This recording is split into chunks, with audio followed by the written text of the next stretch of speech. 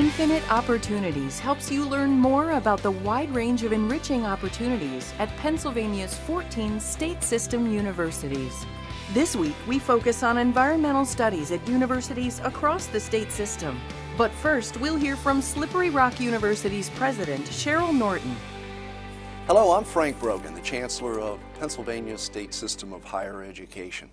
We're going to take the opportunity to speak with one of our presidents today from the state system. Today we have Dr. Cheryl Norton, who is with us. We're really delighted to have you, Dr. Norton. Thank you, Frank. It is my pleasure to be here. Dr. Norton has a long and great career in higher education. Started out in Ohio. That's right. And has a number of undergraduate and graduate degrees, including a doctorate. And I think in a fascinating portfolio of programs, largely, if you'll allow me, dedicated toward health, physical education, which works perfectly based on a number of the initiatives that you currently have going at Slippery Rock University. And by the way, before I turn it over to you, I will tell you that I am old enough to remember, as a graduate of the University of Cincinnati's College of Education, Slippery Rock State Teachers College. And as is often the case with our 14 universities, a good number of them started their lives as teachers' colleges. So at Slippery Rock today, tell us a little bit about some of the academic programs and some of the initiatives that you're working on at SRU.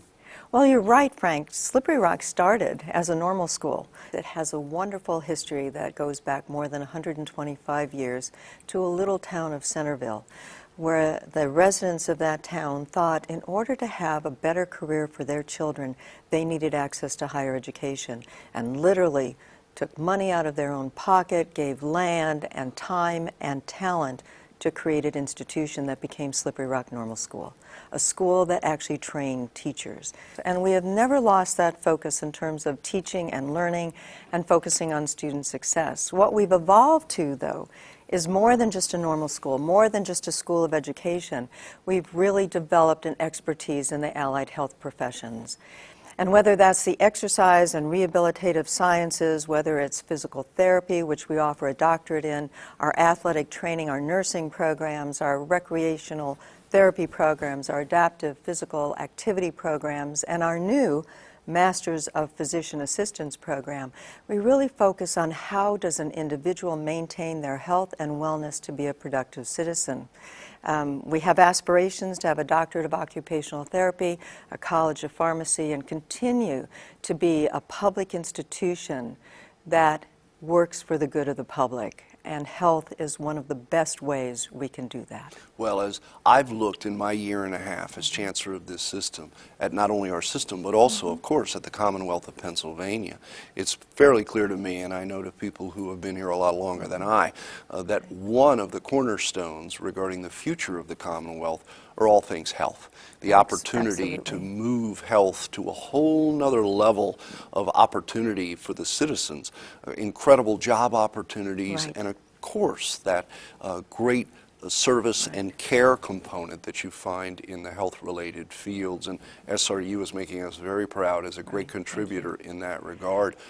And what we have found is it's not just the health professions, but it is also the business of health.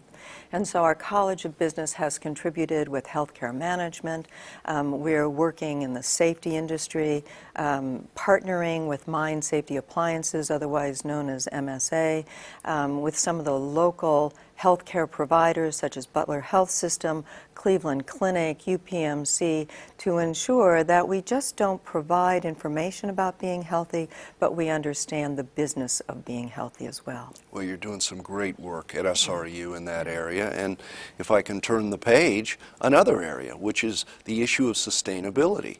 All across the country, higher education is moving into the area of sustainability. Again, recognizing that it's not only protecting our planet, it's also the business of sustainability that goes along with that, turning out students who are equipped with the skills and ultimately the degrees to be competitive in the world of sustainability. You're doing a great deal in that regard at SRU.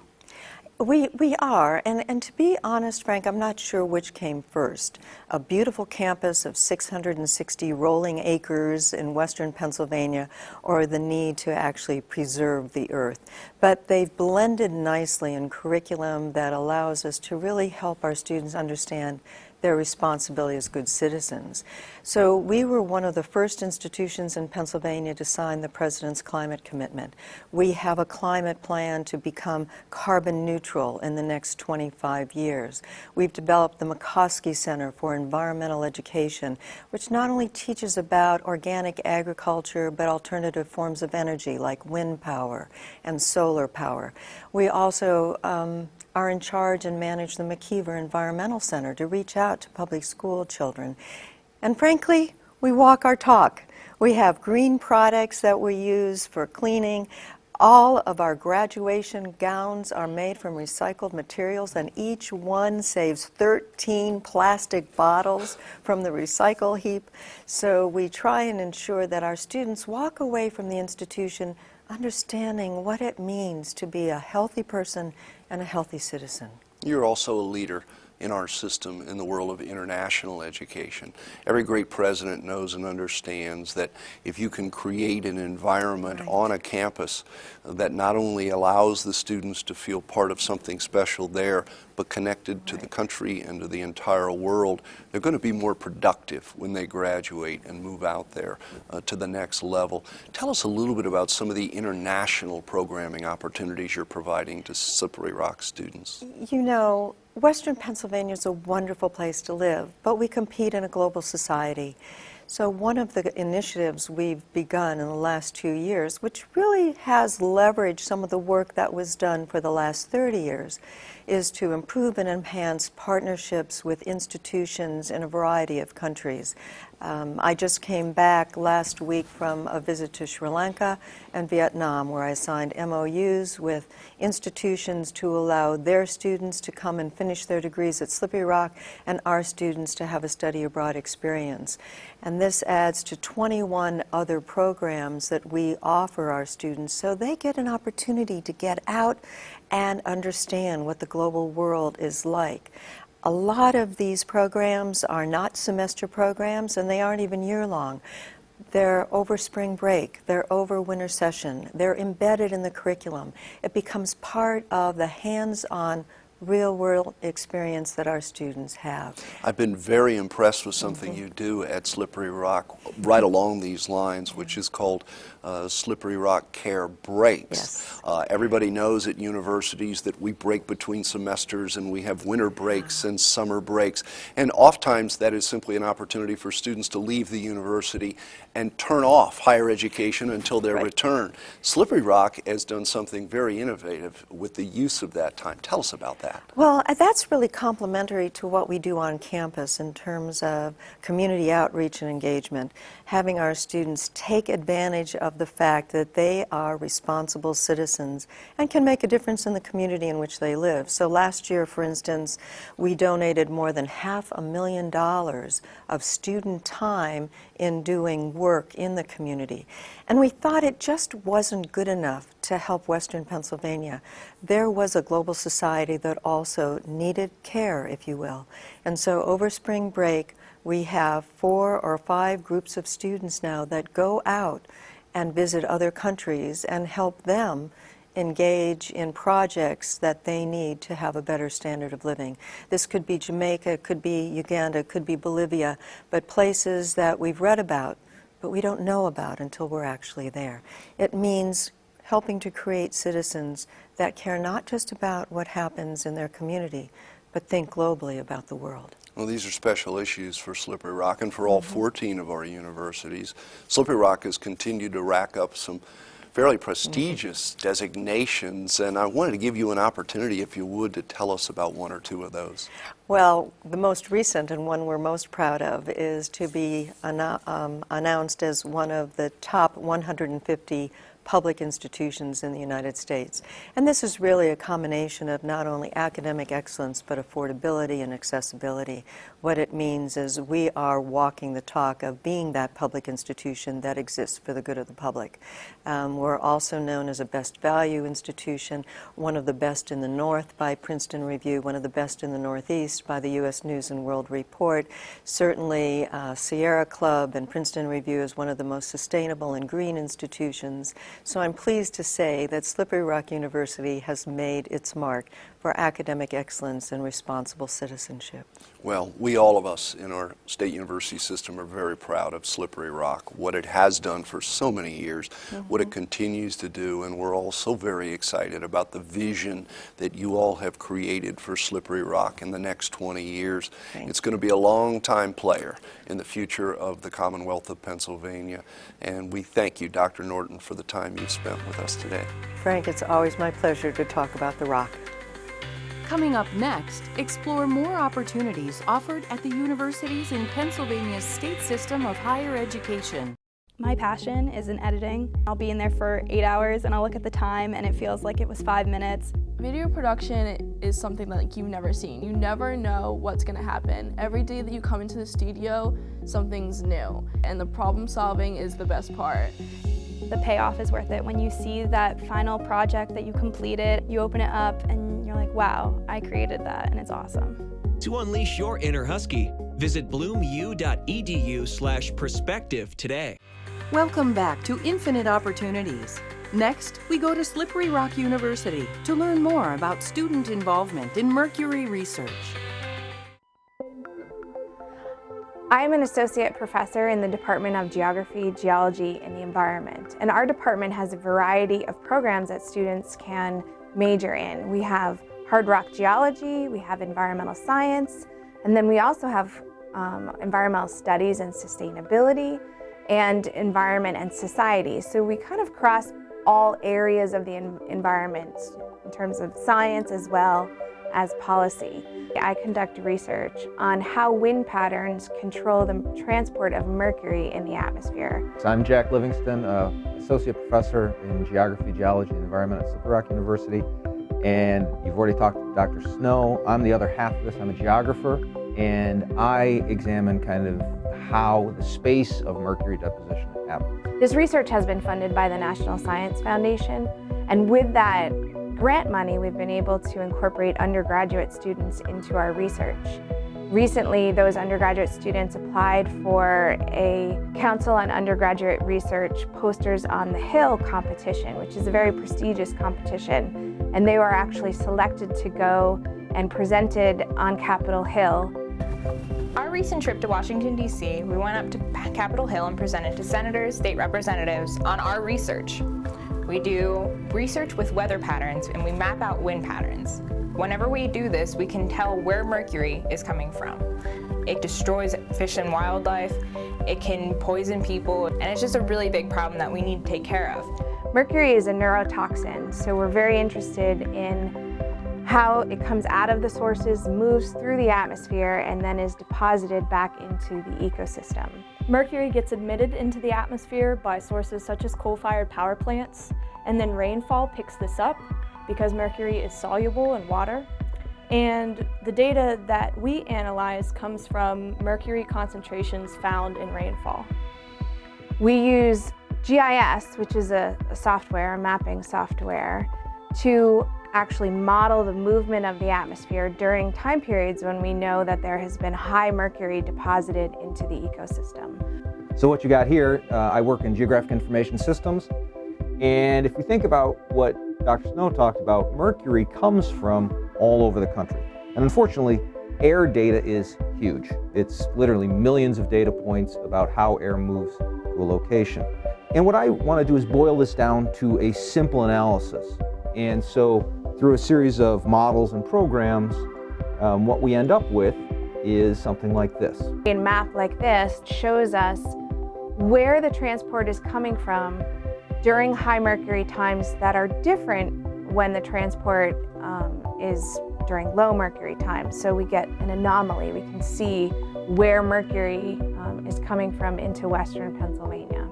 These plots are basically showing us the potential sources where we would find mercury. They could be places such as coal-fired power plants, which are mapped right here. And basically, these maps will show us potential mercury sources. So by doing this research, we can tell where it's coming from and possibly stop it. A lot of the things that we do with this research are very hands-on. We control the data, we're manipulating the data, and basically that helps us decide how to become better researchers for the future. Students in our department have an opportunity to do research with a variety of faculty and lots of different research projects. So lots of different opportunities, and almost every single faculty member in our department conducts research with undergraduate students. Learning with research is a lot different because you can take this information that you've kind of developed yourself and you can use it in the classroom, or you can go to your professor, talk to them one-on-one, and you get more attention in the sense of you're with them, just them in their office, talking about stuff that you really care about. I think that's the difference at Slippery Rock, is that it's not, she's my assistant, she's my collaborator. And we work one-on-one. She comes to me and says, and would say, I need this information in this format. And then we talk about it, as opposed to me just telling her what to do. Coming up next, explore more opportunities offered at the universities in Pennsylvania's state system of higher education. If you're a high-achieving Pennsylvania high school senior or transfer student, Mansfield University has 3 new scholarship award programs that could mean big savings.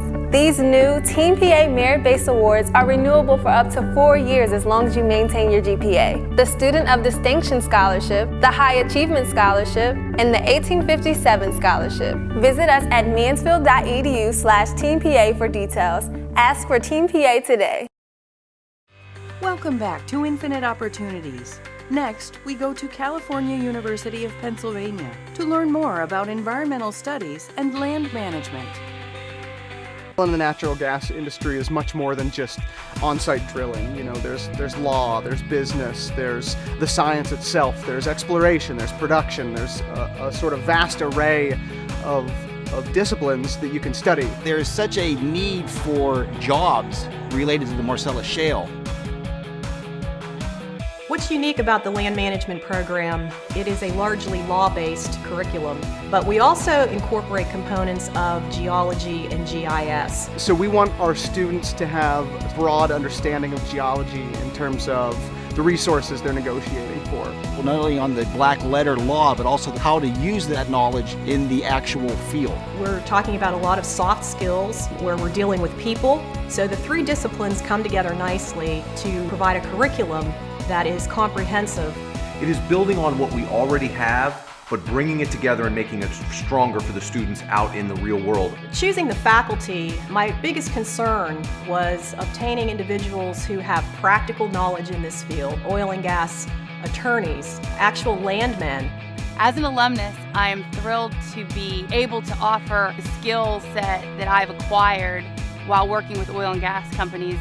We don't live in a 9-to-5 world anymore, and one of the big advantages of our program is that it is offered 100% online. The online program offers the opportunity for students that can't fit a typical or traditional education framework into their everyday lives. But you don't have to be there at 8 o'clock on a Wednesday night. You could be there on a Monday, Tuesday, Wednesday at your leisure. This gives the students an opportunity to earn their credentials while still maintaining their careers and their family obligations.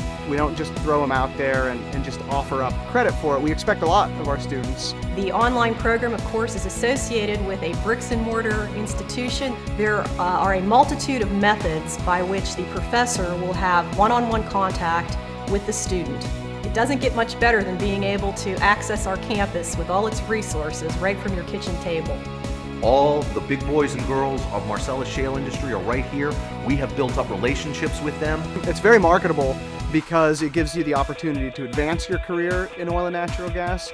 It gives you a foot in the door to establish a new career. I think it gives our students a little bit of extra as they go out and apply for those positions. This work is absolutely long going. It is going to be here for a while. I think that this program is going to be such an asset to the clients for example, that I represent in the Utica and the Marcellus.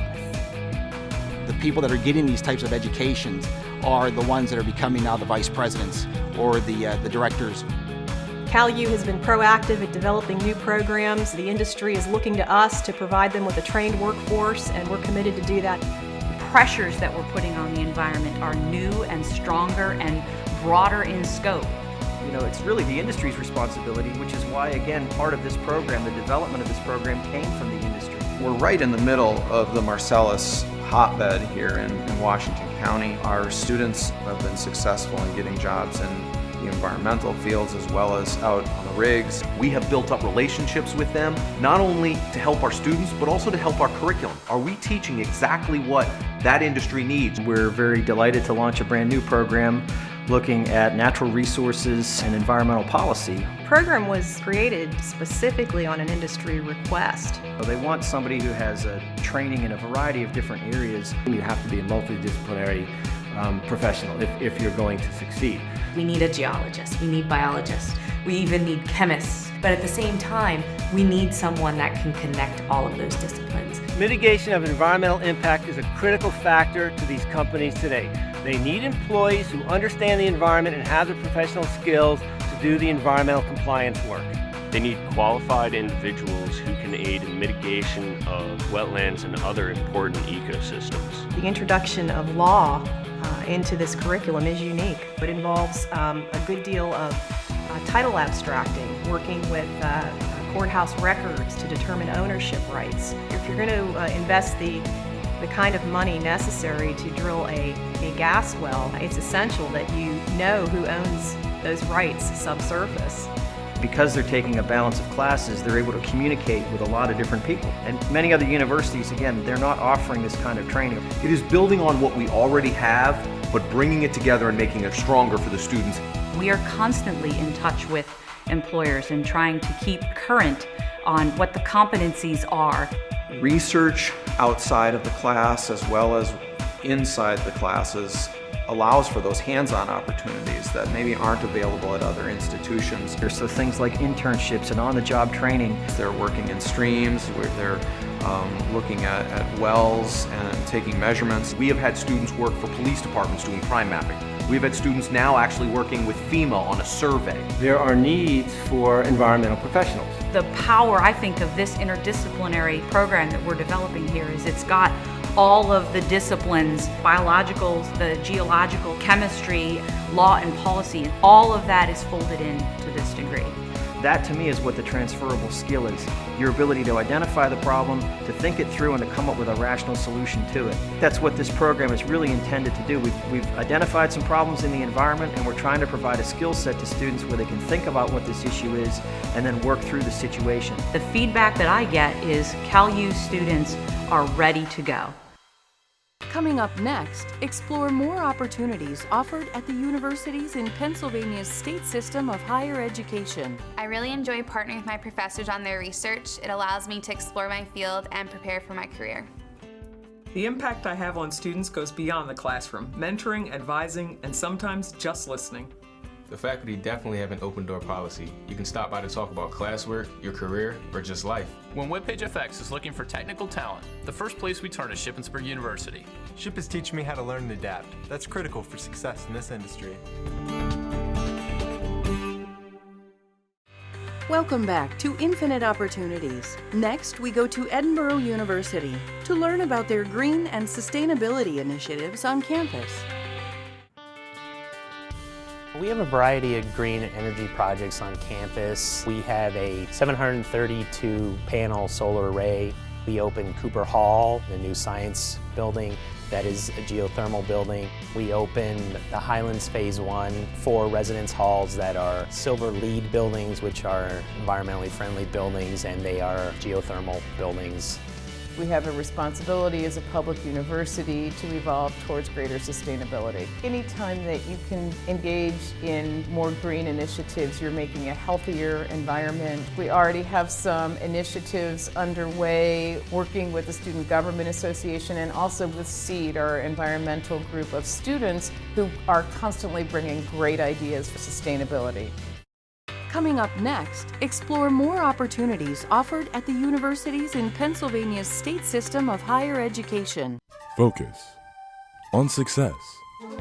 Since 1837, Cheyney University has been preparing thousands of young men and women to become successful leaders in the fields of business, arts and science, education, and professional studies. At Cheyney University, you'll not only receive an affordable, quality college education, but the attention you deserve from faculty who care about you and your success. Focus on success at Cheyney University. Welcome back to Infinite Opportunities. Next, we go to Kutztown University to learn more about Professor Ed Simpson's research into an unusual natural occurrence. Salton Sea, Southern California, March 2013. Thousands of rotting fish wash up on the shoreline of this giant lake. Ed Simpson at Kutztown University in Pennsylvania thinks prevailing winds only make matters worse. The invitation came as a result of a presentation we gave at the National Geologic Society of America meeting in 2013 in Denver, Colorado. Live Science, who's an online science magazine, sent a reporter to our poster session. She liked the poster, she wrote it up, and it became a featured article on livescience.com. The Pioneer Communications, who has produced the segment, The Strangest Weather on Earth, picked up, noticed that article, contacted me, and I sent them a whole series of information. They pitched it to the producer, and they picked it up as part of the new series on the Weather Channel. What the Weather Channel is going to focus on is a occurrence of spheres of what is called adiposphere, which is basically parts of dead fish.